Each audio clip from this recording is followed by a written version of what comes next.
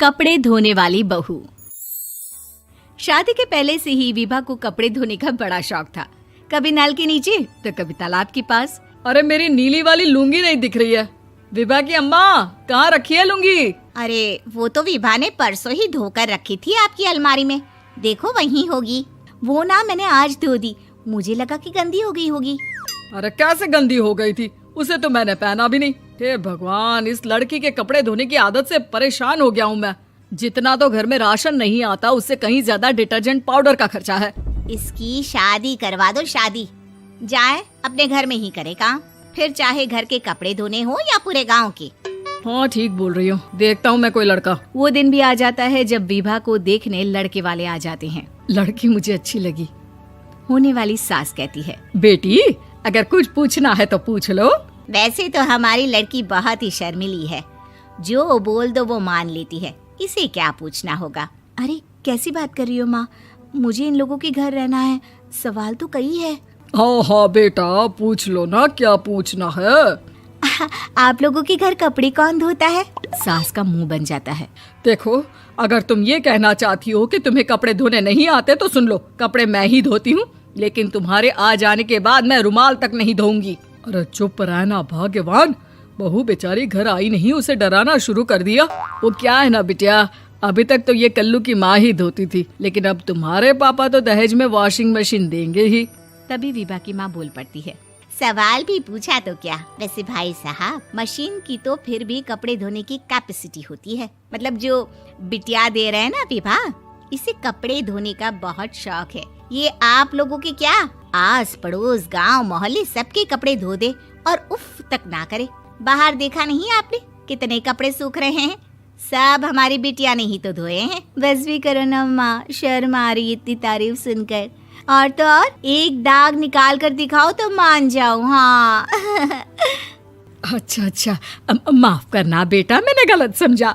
हमें तो रिश्ता बहुत पसंद है। और ऐसे जुड़ जाता है रिश्ता कपड़े धोने का शौक रखने वाली विभा का। उसकी शादी हो जाती है कोयला फैक्ट्री में काम करने वाले कल्लू के साथ। शादी के बाद अचानक विभा चिल्लाती हुई सास के पास आती है। सासू माँ, अरे सासू माँ कहाँ है आप? ये तो धोखा है, धोखा दिया आप लोगों ने मुझे। इसे ससुर के चक्कर के बारे में पता चल गया। अरे तो उसमें तुझे क्यों धोखा मिला है? अरे नल में पानी नहीं आता, कपड़े कैसे कब धुलेंगे? अच्छा, तू पानी नहीं आ रहा उसकी बात कर रही है। तो आपने क्या सोचा? कुछ नहीं। अच्छा, तेरी माँ ने कहा था कि कपड़े धोने का शौक है तुझे, याद आया मुझे। शौक बोलकर कपड़े धोने वाले मेरे जुनून को कम ना आके सासू माँ, कपड़ा धोना मेरा गुरूर है। तभी पति भी वहाँ आ जाता है। अभी मैंने इसे सनी देओल की फिल्म दिखाई है, उसी के डायलॉग मार रही है माँ। अच्छा सुन, साफ बता रही हूँ, पानी सुबह 4 से 6 और शाम को 10 से 12 आता है, समझी? विभा टाइमिंग सुनकर हैरान हो जाती है। ये क्या भूतों का मोहल्ला है? सुबह 4 बजे उठकर कौन कपड़े धोता है? 4 बजे टंकी में पानी जाता है, फिर सारा दिन धोना ना, किसने मना किया? अरे कैसी बात कर रही हैं? 200 लीटर की टंकी में कितने कपड़े धो लूंगी मैं? सुबह ही उठ जाऊंगी मैं। अब क्या था, विभा सुबह 4 से लेकर रात के 12 बजे तक कपड़े ही धोती रहती। एक रोज सास पड़ोस से निकलकर कहीं जा रही होती है कि साथ वाली कहती है, हाँ कल्लू की माँ, जरा ये बताओ कि 2 साड़ी है, 2 ब्लाउज और एक पेटीकोट और एक नाड़े वाला लंबा कच्छा। हाँ तो? अरे तो क्या, कितना लोगी धुलाई ये बताओ। धोबन दिख रहे हैं हम क्या? हमारे पति सरकारी नौकरी से अभी रिटायर हुए हैं और बेटा सुपरवाइजर है कोयला फैक्ट्री में। धोबन समझ रखा है हमें। हाय रे कल्लू की अम्मा, माफ कर दो, वो तो मोहल्ले में यही सब बता रहे थे कि तुमने बहू को कपड़ा धुलवाने के काम में लगा दिया है। सास को पड़ोसन की बात सुनकर गुस्सा आ जाता है। वो घर पहुंचती है जहां घर के बाहर ही इतने सारे कपड़े सूख रहे होते हैं जितने कि किसी धोबन के घर पर। अरे ओ कल्लू की दुल्हन, बाहर निकल।